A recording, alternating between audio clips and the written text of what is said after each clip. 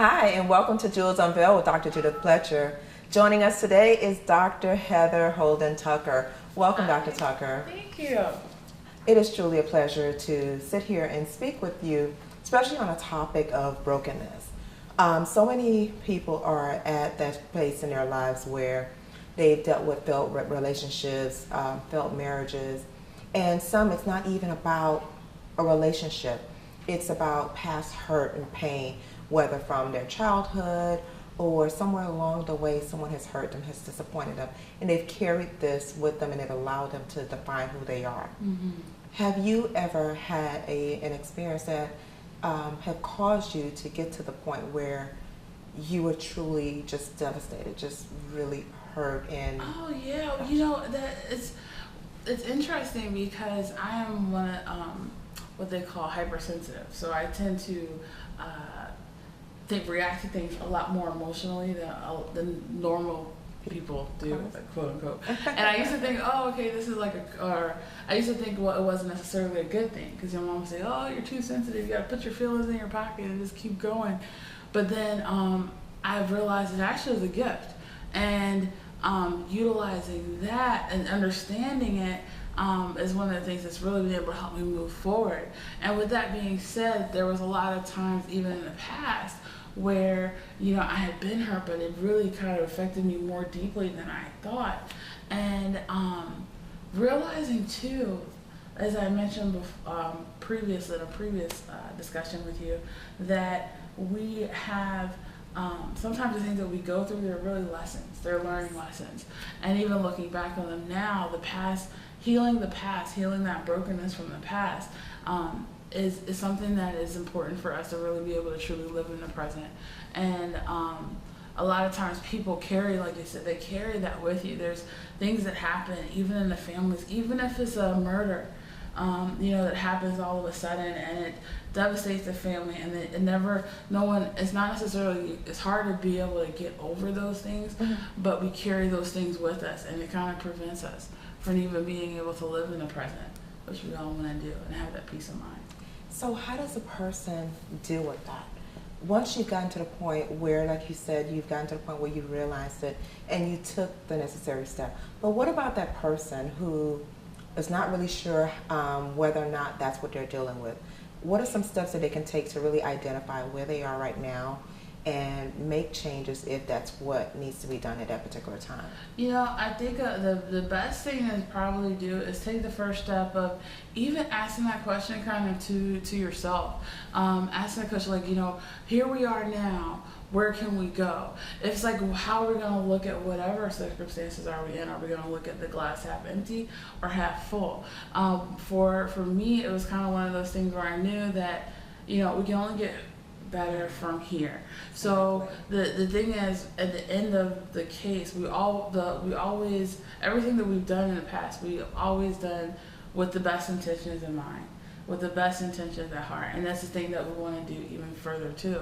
There's a lot of techniques that can actually help with healing the past and helping people separate the memories from the painful parts of the negative emotions. The biggest thing though is really the mindset. It's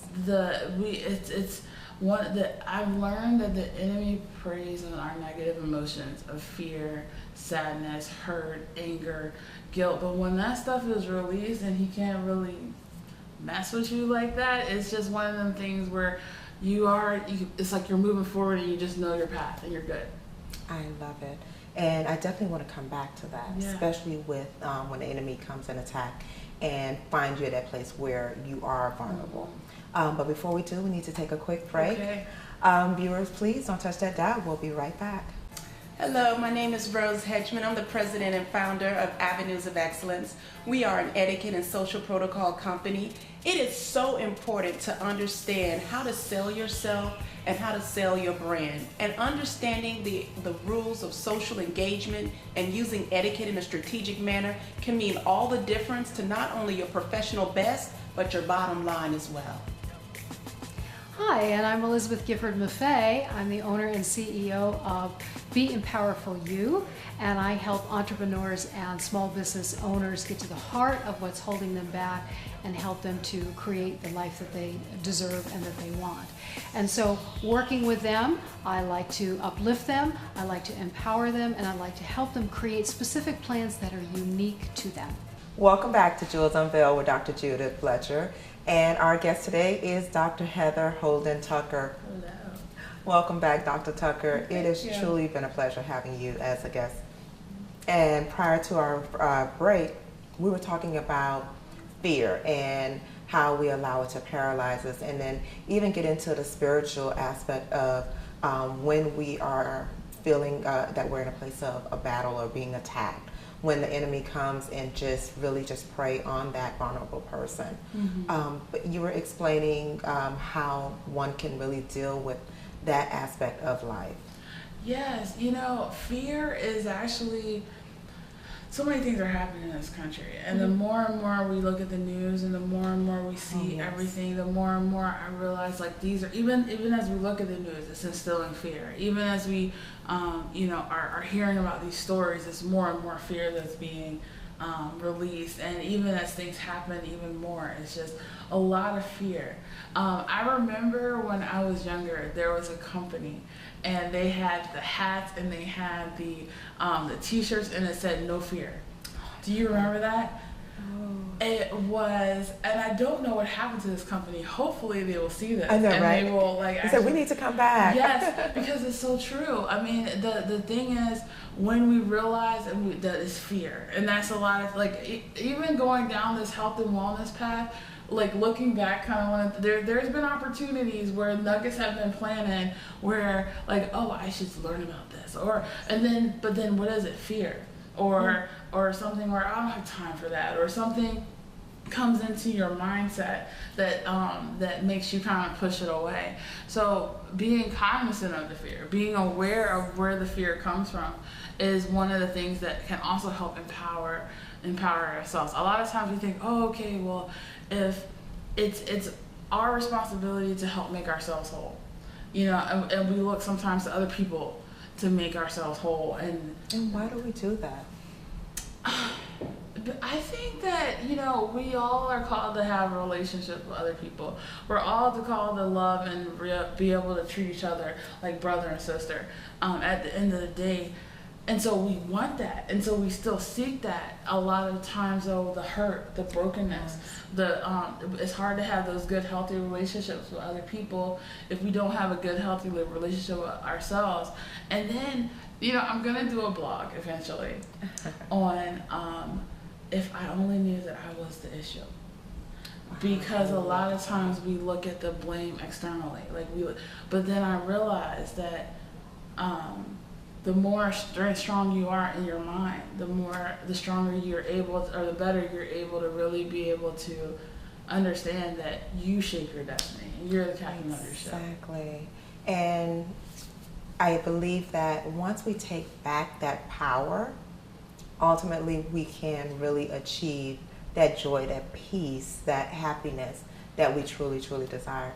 Unfortunately, so many of us don't realize when we're going through it that we're actually giving away our power, that we're not holding on to it, we're not building upon it, and that we're actually more powerful than we feel that we are at that particular time, especially feeling broken, being at a place where we're experiencing pain and disappointment, rejection. We really feel helpless, we feel hopeless. But I love the fact that you provided some great tips about really just getting to the point where you feel empowered, and you go back and you take your power back. Yeah, you take your power back, because at the end of the day, we can't change the past. Like, a lot of times we hold on to all that stuff, and in reality, it's already gone.